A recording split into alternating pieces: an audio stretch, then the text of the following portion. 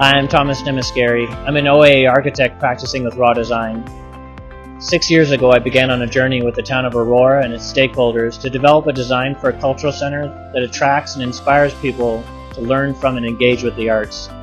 The result is an artful and disciplined design that will delight at all scales, from the scale of the luminous bronze veil that will draw people from afar, to the scale of a door handle that will invite people to the performance hall.